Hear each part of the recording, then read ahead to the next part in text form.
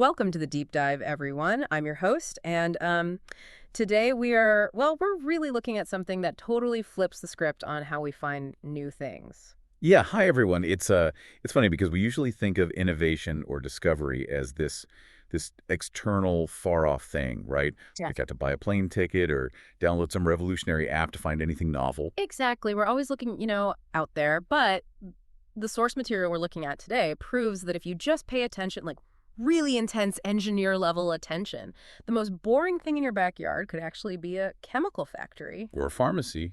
Or even a soda fountain. Right. So what we're talking about today is a specific plant, a specific chemical, and a really fascinating type of person who noticed it. We're pulling from a blog post on qianmeng.org. Right. It's by an author named Eng, and the post is from February 23, 2026. The title alone is just incredible. It's called Notes on Gardening, Part 816. Which I just have to pause there. Part 816, that is a staggering number. That's not just a casual hobby. That is a massive data set. It really is, and Eng calls himself an old software plumber. I kind of love that title. It's so important for how we approach this deep dive. He isn't a botanist. No, at all. He's a guy who works with the infrastructure of the internet, free and open source software, Python, Elixir, Haskell. But on this one specific rainy day during the festive season, he applies that exact same debugging mindset to a weed in his garden. And the weather is such a key piece of context here. It actually creates the conditions for his discovery. Yeah, the rain disrupted his plans. Right. He writes that the rain disrupted his original algorithm, basically. He meant to go out and harvest seeds from other plants, but the weather forced a runtime error. He had to stop. A forced pause. If it hadn't been pouring rain, he would have just executed his original plan. He would have been busy. But because of the rain, he looked down, and he sees this thing. Polygala paniculata. Which, to the completely untrained eye, is just visual noise. It's this scruffy little plant. It grows in cracks in the pavement. People constantly mistake it for a common weed because, frankly, it looks exactly like one. It's very untidy. I actually looked up some photos based on his description just to get a better sense of it. And it has these tiny, almost insignificant clusters of white blooms. But Eng mentions this thing he calls the patch effect, which I thought was such a keen observation. The pattern recognition kicking in. Yes.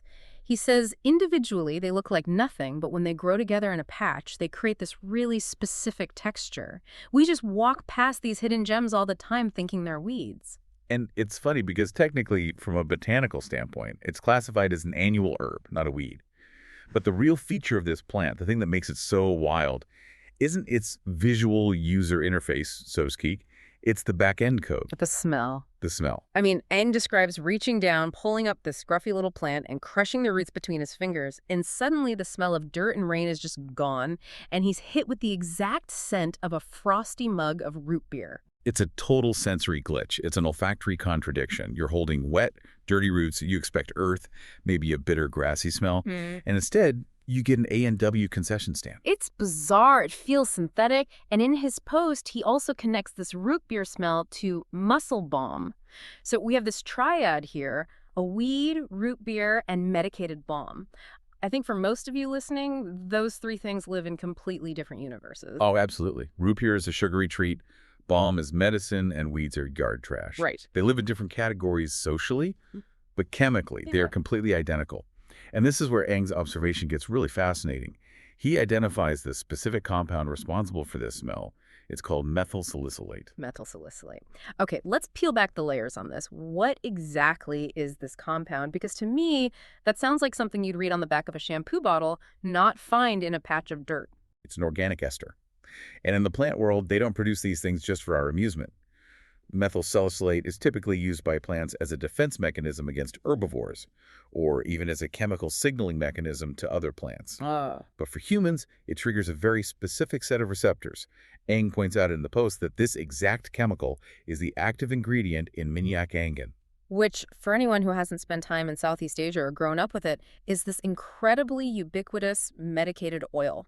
It's everywhere. Yeah, you have a headache, minyak-angin, mosquito bite, minyak-angin, stomachache, you rub on some minyak-angin. It's a total staple in traditional medicine cabinets. It acts as a topical analgesic. So when you apply it, it creates that intense cooling, tingling, slightly burning sensation that distracts your nerves from pain and increases blood flow to the area. So basically, when Aang is standing there in his driveway in the rain, holding this crushed weed, he is holding a raw pharmaceutical. He is. And a flavoring agent at the same time. That wintergreen, spicy sweet profile is exactly what we associate with root beer. It's all just context. It really is all context. Right. In a sugary carbonated drink, methyl salicylate reads to your brain as sweet, refreshing, spicy. In a tiny bottle of oil, it reads as medicine relief. And in the ground, it just reads as weed. It really demystifies the products we buy, doesn't it? We have this tendency to think of medicine or soda flavoring as something that has to be synthesized in a completely sterile lab by guys in white coats mixing bubbling liquids. And modern mass production is mostly that. Sure, but the source code, to use Aang's kind of language, the source code is just sitting right there in the dirt. And that's the exact realization Aang has. He realizes this weed is actually a herb containing the active ingredient for the medicated oil he knows so well. It bridges his cultural context, the traditional medicine, directly to his biological reality, his garden. It's a real light bulb moment. The stuff in the bottle comes from the stuff in the ground. And by figuring that out, he reclaims the knowledge. He stops being a passive consumer of a product and becomes an active observer of its source. Which, if you think about it, fits perfectly with the free and libre open source software philosophy he talks about in his bio. Oh, that's a great connection. Open source is all about seeing the source code, right? Knowing how the underlying program works. Exactly. He's looking at the source code of the medicine. But the wild thing is, he only found it because he was curious enough to literally crush the root. Oh. Most people, and I am definitely including myself here, we'd just pull the weed and toss it in the compost bin without a second thought. Or spray it with weed killer and go back inside. Right. But Aang doesn't toss it. And this is where that software plumber persona really shines for me. He doesn't just admire the bug he found in the system, he wants to replicate it. He actually talks about propagation. Yes, this part is fascinating. Mm-hmm. He writes that he's going to wait for the seeds from these harvested plants to mature, and then he's going to collect them and start propagating it. And my first thought when I read that was, why? Why intentionally grow weed? It's not like he's going to open a boutique root beer factory in his kitchen or boil down his own muscle liniment. Because he can. That's the hacker mindset, pure and simple. In open source software, if you see a piece of code that does something interesting, you fork it. You fork it. Right? You make a copy of it to see if you can run it on your own machine. Maybe you tweak it. Maybe you just want to understand the architecture better. So you're saying he's forking the plant? Essentially, yes. He wants to see if he can take this wild and naturally occurring system and run it in a controlled environment. It's not about utility or making money. It's about understanding the mechanism. Can I make this grow? It's just the biological equivalent of can I make this code compile? Okay, but the compile times are vastly different. That's the huge friction point here. Drastically different. I mean, in his day job, working with Elixir or Python, he types a command, hits enter, and he gets a result in milliseconds. If the code fails, he gets an error message instantly. But here, he collected this plant in February 2026. Now he has to wait for the seeds to mature on the plant, then harvest them, plant them, wait for germination. It's slow motion engineering. And I really think that contrast is exactly why he does it. Yeah. If you look at the sidebar of his blog, which, by the way, is an absolute goldmine of information, you see this intense tension between the hyperfast digital world and the hyper-slow physical world. The sidebar is dizzying. I was scrolling through it just to get a sense of who this guy is. You have notes on Haskell programming sitting right next to notes on fish keeping. And notes on AI right next to notes on photography. He's got these highly specific niche tech posts, and then suddenly you hit Rediscovering Mealybugs, Part 811. Even the garden pests get a deep dive. But the sheer volume of content we touched on earlier, Part 816, we looked at his archives. He had 730 posts in 2025 and 732 in 2024. That is 2 posts a day, every single day, without fail. That is a level of discipline that, frankly, puts most professional writers to shame. But it speaks to what he's actually doing with this blog.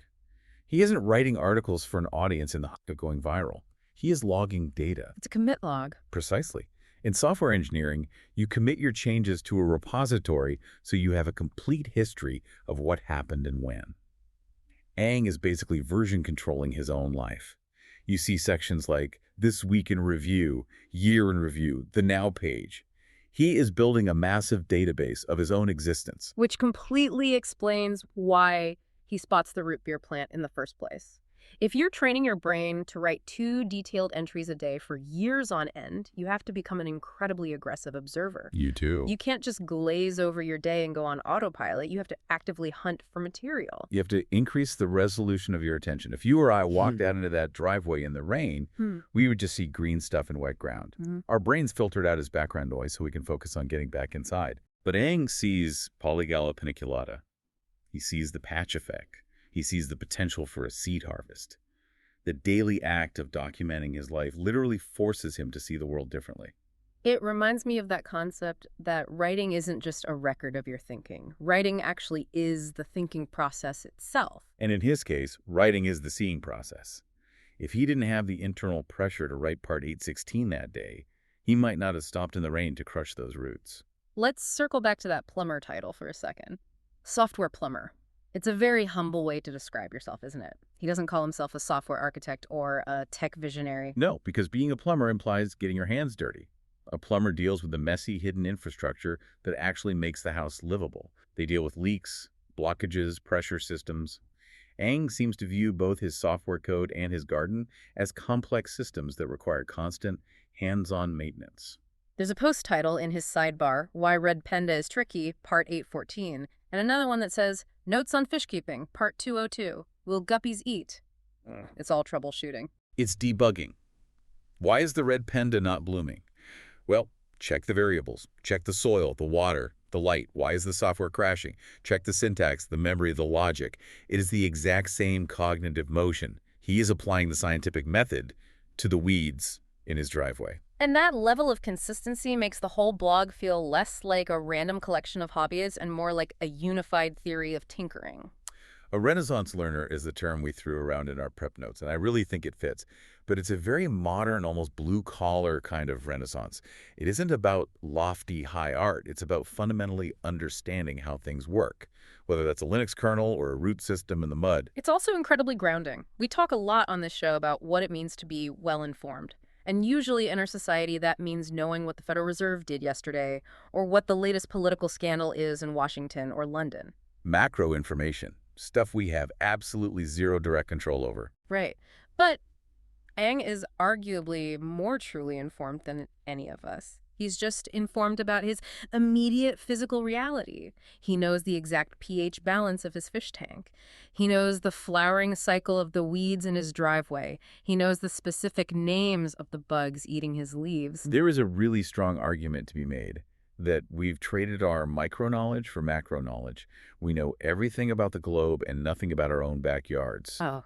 Eng challenges that completely. He's effectively saying, no, the data right in front of your face is just as complex and just as interesting as the data on the news. And honestly, probably more actionable. I mean, he can actually do something with the root beer plant. He can propagate it. He can observe it. None of us can really do much about the Federal Reserve. Exactly. It's a high-agency way of living. He's the admin of his own environment. I want to go back to the chemistry for just a second because the methyl salicylate thing is still kind of blowing my mind. You mentioned earlier that it's a defense mechanism for the plant. So the plant evolves this very specific chemical scent to basically tell herbivores, back off, I taste terrible. And then humans come along and say, hey, that smells like delicious soda. Let's bottle it and rub it on our sore muscles. Evolution is really funny that way. Yeah. What is a toxic or repellent signal to one species turns out to be therapeutic or delicious to another. But the key takeaway here is that Eng spotted the connection. He didn't just smell something nice. He smelled something familiar. He mentally connected the dots between the botany he was holding and the pharmacy in his bathroom. And that connection only happens because he has that broad, diverse base of knowledge. He knows what Minyak Engen smells like. He knows what root beer smells like. He's cross-referencing these totally diverse databases in his head. That's essentially the definition of creativity, isn't it? Connecting totally unrelated nodes of information to see a new pattern. So, as we wrap up, let's think about you, the listener. Imagine you are standing in your own version of that rainy garden. Now, maybe it isn't literally a garden. Maybe it's your office or your morning commute or even just your kitchen. What is the Polygala paniculata that you are missing? It's the detail that you've just labeled as noise. It's the thing you scroll past or walk right by because your brain has already categorized it as irrelevant. Oh, that's just a weed. Or, Oh, that's just a boring spreadsheet report I have to file every week. That's just the weird sound the fridge makes. But if you actually crush the roots, Right, if you crush the roots, if you actually take a minute to investigate the thing, you might find methyl salicylate. You might find that the boring weekly spreadsheet actually reveals a massive pattern in customer behavior that nobody else in the company has noticed. Or that the weird humming sound the fridge is making is actually a specific, simple, mechanical failure you can fix yourself. it's about shifting your mindset from being a passive user of your world to an active observer of it. Just like Ang did with the Minyak Angan. He stopped being a consumer of the oil and became a student of the plant. And making that shift requires slowing down. We have to go back to the rain in his story. The rain physically stopped him from doing what he wanted to do. It created a gap in his schedule. We need to allow for those gaps in our own lives. If we're always executing our daily algorithms perfectly, if every single minute is optimized for productivity, we never spot the anomalies. We're too busy harvesting the crop we planned for, so we completely miss the crop we didn't plan for. That is beautifully put. Serendipity needs space. You can't schedule a discovery like a root beer plant. You can only create the conditions for it by showing up, by paying attention, and by being willing to actually look at the weeds. It really makes me want to start my own log. Maybe not part 816 right out of the gate because that is incredibly intimidating, but maybe just part 1, notes on my morning walk. You should do it. It changes how you walk. You stop staring at your phone and you start looking for something, really anything that's worthy of writing down. You become a hunter of small details. And who knows, you might just find a sensory contradiction of your own, a root beer plant in a rainy February. Or just a really interesting bug, which, let's be honest, is also a win. Very true. So that is our takeaway from qianmeng.org today. The world around you is layered. Layer 1 is a weed, Layer 2 is a flower, Layer 3 is a chemical factory, and Layer 4 is a new project to be engineered. And you only get to those deeper, more interesting layers if you stop, look closer, and maybe get your hands a little dirty. Be a plumber of your own reality. Fix the pipes, smell the weeds. I think that is the perfect provocative thought to leave you with. Go find your own root beer plant, everyone. Look for the details you've been walking past. And a big thanks to Ang for his incredibly detailed notes. We will definitely be reading part 817. Cannot wait. See you all in the next deep dive.